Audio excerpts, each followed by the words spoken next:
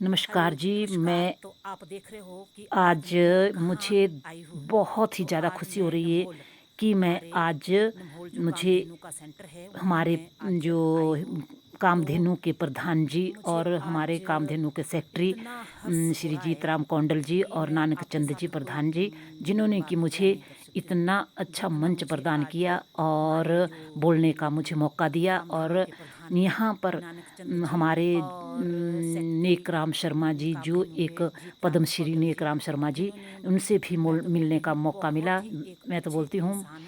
कि बार-बार कुछ शायद ना कुछ सीखने का मुझे मौका मिलता कोई रहता शब्दों है। में बयान तो नहीं कर इसके लिए सकती, मैं परमपिता जिन्होंने परमेश्वर कि आज भगवान मुझे का, भोले इतना बाबा का अच्छा मंच बहुत-बहुत धन्यवाद करती हूँ कि मुझे इंसानों के अच्छे साथ से अच्छे लोगों साझा के करा साथ और मिलने का मुझे बोलने का और मौका उनसे दिया। कुछ ना कुछ सीखने का और जो मुझे मौका मैं मिलता तो है। तो बोलती इसके हूँ लिए मैं तो कि भगवान भोले बाबा और अपनी ऐसे धरती माँ लोगों की शायद बहुत मैंने कृतज्ञ मेरे हूँ, जिस बहुत ही जो अच्छे कि कर्म मुझे किए हो मैंने, जो इतने अच्छे यहाँ अच्छे तक लोग माँ ने आज पहुँचाया है।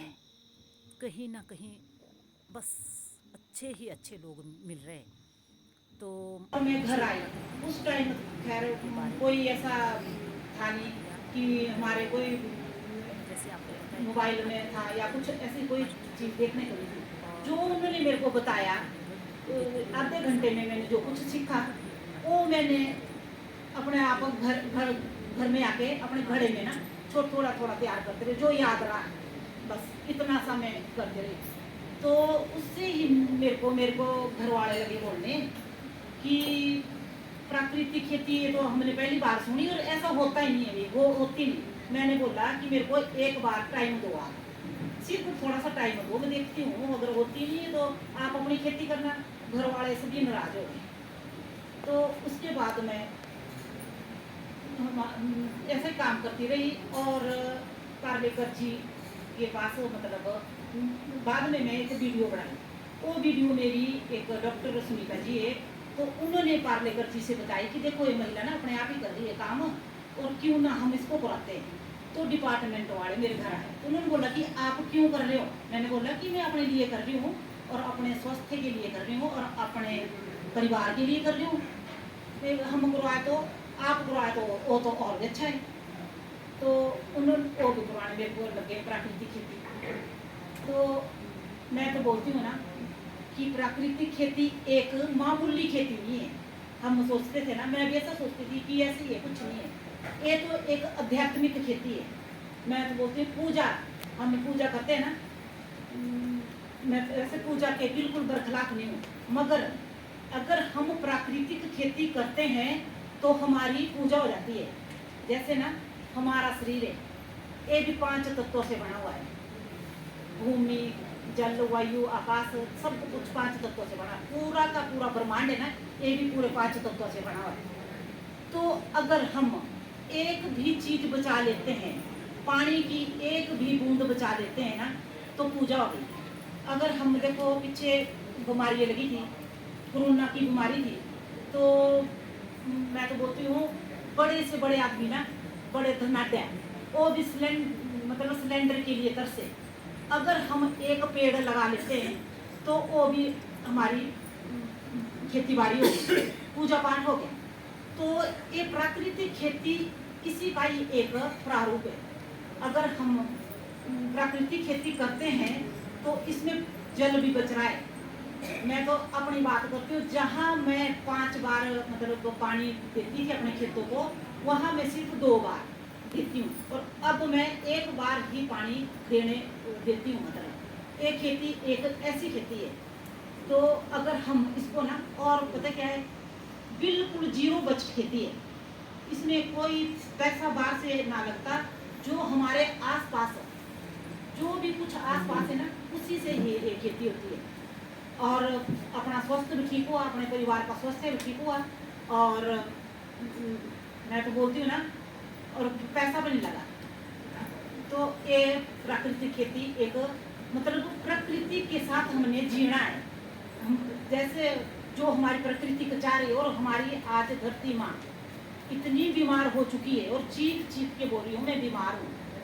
तो देखो, अगर किसी की माँ बीमार हो तो क्या आशीर्वाद दे सकती हो कि मेरे बच्चे फले फूले? नहीं दे सकती।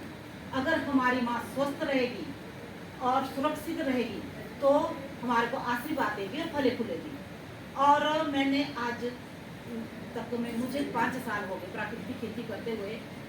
मैं तो बोलती हूँ कि जो बोलते थे ना आसपास के लोग, गांव के लोग या कोई और बोलते थे ना कि हो नहीं सकती, आज मेरे खेत में ना आप हैरान होना 5-5 किलो का चुकंदर जो बिना किसी केमिकल के, और बल्कि हैरान में हमारे साइंटिस्ट है ना वो भी हैरान हो रहे थे कि नहीं ऐसा हो नहीं सकता भाई, 5 किलो का तो हो नहीं सकता। मैंने बोला सर आ जाओ खेत में देखो आप, और आप अपने आप चेक करो। और हमारे अभी एक राम शर्मा जी है, इनसे भी मैंने मोटे अनाज की ट्रेनिंग ली थी और मैंने मोटा अनाज उगाया भी, और मैं मोटे अनाज की ट्रेनिंग देती भी हूँ।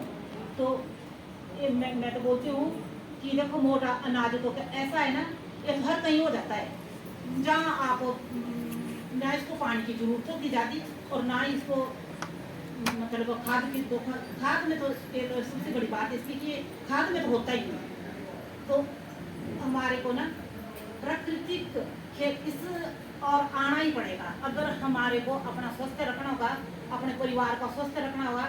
और दूसरा हम कर क्या रहे अपनी ज़िंदगी में, अपने जो आने वाली पीढ़ी को हम दे के क्या जाएंगे। मैं तो बोलती हूँ कि अगर हम छोटा सा एक टुकड़ा भी अपने बच्चों को बिल्कुल प्राकृतिक दे के जाएंगे तो वही हमारा पूजा होगी, वो हमारा सबसे बड़ा धन है। धन कमा के हम क्या करेंगे, और अगर बीमारियाँ आए तो उस धन से हमारे को फायदा क्या है। इसलिए मैं बोलती हूँ कि प्राकृतिक खेती ही एक सॉल्यूशन है आगे अपने बच्चों को, आने वाले जनरेशन के लिए भी। और ये बहुत आसान पद्धति है।